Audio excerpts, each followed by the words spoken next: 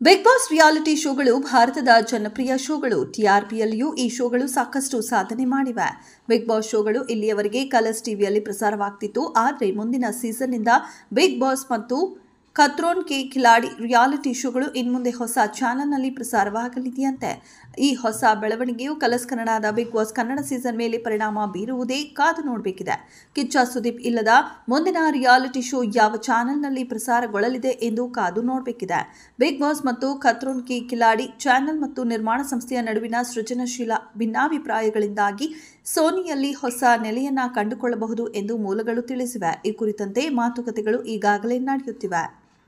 ತಂಡವು ಇತ್ತೀಚೆಗೆ ಹೊಸ ಸೀಸನ್ನಲ್ಲಿ ಕೆಲಸ ಮಾಡದಿರಲು ನಿರ್ಧರಿಸಿದೆ ಎಂದು ನಿರ್ಮಾಣ ಸಂಸ್ಥೆಯ ಆಪ್ತ ಮೂಲಗಳು ತಿಳಿಸಿವೆ.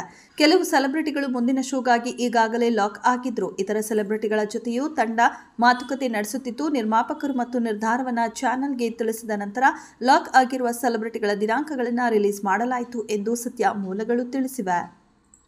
ಇದೆಷ್ಟು ಈ ಹೊತ್ತಿನ ಸುದ್ದಿ. ಮತ್ತಷ್ಟು ಸುದ್ದಿಗಳಿಗಾಗಿ ನೋಡ್ತಾ ಇರಿ ಸಿರಿ ಟಿವಿ.